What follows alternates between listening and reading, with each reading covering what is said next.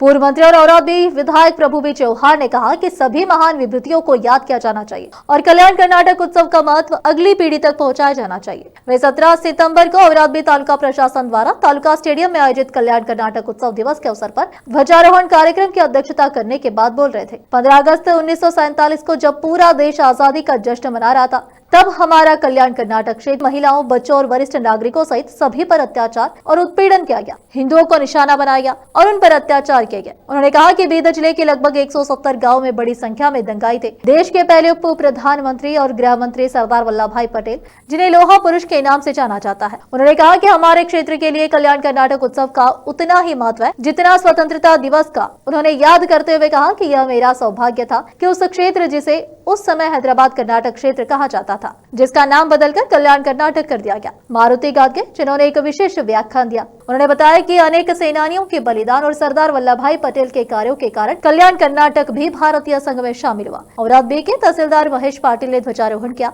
Aurad B Pattan panchayat अध्यक्ष सरुबाई घोड़े, तालुका पंचायत कार्यकारी अधिकारी किरण पाटिल, फील्ड शिक्षा अधिकारी बीजे रंगेश, पुलिस सर्कल इंस्पेक्टर रघुवीर सिंह ठाकुर, नगर पंचायत मुख्य अधिकारी स्वामीदास, तालुका स्वास्थ्य अधिकारी डॉक्टर गायत्री, बाल विकास अधिकारी इमलप्पा, माणिकराव नेड़गे, नेता धोंडीबा नरोटे और अन्य उपस्थित थे। कार्यक्रम में विधायक द्वारा महिला एवं बाल विकास विभाग की ओर से भाग्य लक्ष्मी योजना के लाभार्थियों को पासबुक का वितरण किया गया। और आज से केपी न्यूज के संवाददाता आलिम पाशा की रिपोर्ट। देश विदेश और स्थानीय समाचारों के लिए चैनल को लाइक, शेयर और सब्सक्राइब करना ना भूलें। प्रकार ನಾವೇನೇನು ಐತಿಹಾಸಿಕ ದಿವಸವನ್ನು ಆಚರಣೆ ಮಾಡ್ತೀವಿ, ಐತಿಹಾಸಿಕ ದಿವಸ ಇವತ್ತು ನಮ್ಮ ಬಹಳ ಐತಿಹಾಸಿಕ ದಿವಸ ಇದೆ. ಭಾರತ ಸ್ವತಂತ್ರ ಆದ್ಮೇಲೆ 1 ವರ್ಷ ಆದ್ಮೇಲೆ ನಮ್ಮ ಸ್ವಾತಂತ್ರ್ಯ ಸಿಕ್ಕಿದೆ. ಈ ದಿವಸ ಬಹಳ ಈ ಐತಿಹಾಸಿಕ ದಿವಸ ಇದೆ. ಇದು ಯಾರಿಗೆ ಮರಿಬಾರ್ದು. ಈ ದಿವಸಗೆ ನಾವು ಏನಂತಾರೆ, ಈ ನಮ್ಮ ಯಾವ ದೇಶದಲ್ಲಿ ಹುಕುಂಶಾಹಿ ಇತ್ತು, ಈ ಹುಕುಂಶಾಹಿ ಹೋದ್ಮೇಲೆ ಎಲ್ಲ ಕಡೆ ನಮ್ಮ ಈ ಭಾಗ ಯಾವ್ಯಾವ ಭಾಗ ಅಂದ್ರೆ ನಮ್ಮ ಬೀದರ್ ಜಿಲ್ಲೆ ಮಿನಿಮಮ್ 170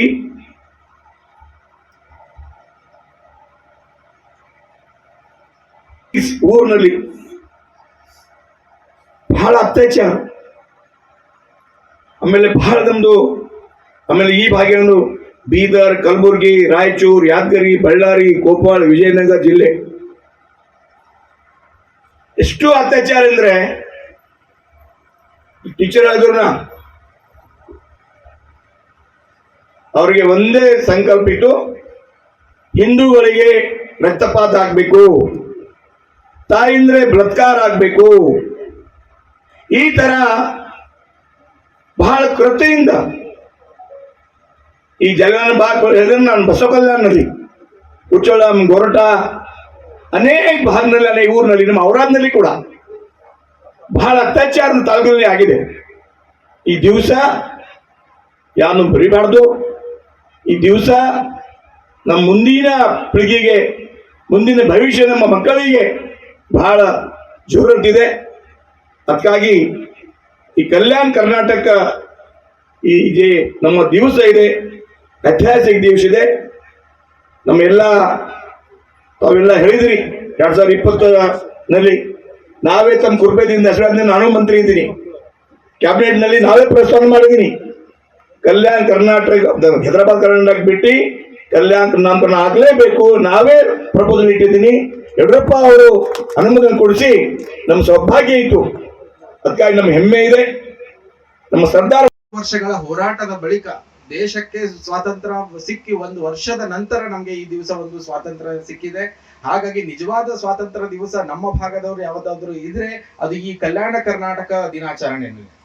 ಈ ಇದಕ್ಕಿಂತ ಮುಂಚೆ ನಾವೊಂದು ನಿಜಾಮಶಾಹಿಯ ಅರಾಜಕತೆಯಲ್ಲಿದ್ದು, ಒಂದು ಶಿಕ್ಷಣ ವ್ಯವಸ್ಥೆ ಇರಲಿಲ್ಲ, ಒಂದು ಸಾರಿಗೆ ವ್ಯವಸ್ಥೆ ಇರಲಿಲ್ಲ, ಯಾವುದೇ ರೀತಿಯ ಅಭಿವೃದ್ಧಿಯಿಂದ ಕುಂಠಿತವಾಗಿರುವ ನಮ್ಮ ಭಾಗವು ಸ್ವಾತಂತ್ರ್ಯ ಕಂಡ ನಂತರ ತುಂಬಾ ಏಳಿಗೆ ಹೊಂದಿದೆ. ಅದರಲ್ಲೂ ನಮ್ಮ ಮಾತೃಭಾಷೆ ಏನಾದ್ರೂ ಬದುಕಿದೆ ಅಂದ್ರೆ ಏಕೀಕರಣದ ನಂತರ ನಾವು ಕರ್ನಾಟಕಕ್ಕೆ ಸೇರಿಕೊಂಡಾಗ ನಮ್ಮ ಭಾಗದ ಒಂದು ಏಳಿಗೆ ಆಗಿದೆ, ನಮ್ಮ ಒಂದು ಸ್ವಾಭಿಮಾನ ಉಳಿಸ್ಕೊಂಡಂಗಾಗಿದೆ. ಹಾಗಾಗಿ ಈ ದಿವಸದ ಮಹತ್ವ ನಮ್ಗೆ ಆಗಸ್ಟ್ 15ರಷ್ಟೇ ತುಂಬಾ ಇಂಪಾರ್ಟೆಂಟ್ ಆಗಿರುವಂತ ಒಂದು ಈ ದಿನ. ಇದನ್ನ ಸ್ಮರಿಸಿ ನಮ್ಮ ಹುತಾತ್ಮರು ಈ ಒಂದು ಕಲ್ಯಾಣ ಕರ್ನಾಟಕವನ್ನು ವಿಮೋಚನೆ ಮಾಡುವಲು ಹೋರಾಡಿದಂತಹ ಆಪರೇಷನ್ ಪೋಲೋದಿಂದ ಸೋಲಿಸಿದಂತಹ ನಮ್ಮ ಅಂದಿನ ಗೃಹ ಸಚಿವರಾದಂತಹ ಸರ್ದಾರ್ ವಲ್ಲಭಾಯ್ ಪಟೇಲ್ ಅವರನ್ನ ನೆನೆಸಿ ಮತ್ತು ಇನ್ನಿತರ ಎಲ್ಲಾ ಹೋರಾಟಗಾರರು ಯಾರ್ಯಾರು ಹುತಾತ್ಮರಾಗಿದ್ದಾರೆ ಎಲ್ಲರನ್ನು ಸ್ಮರಿಸುವಂತ ಈ ದಿನವಾಗಿದೆ.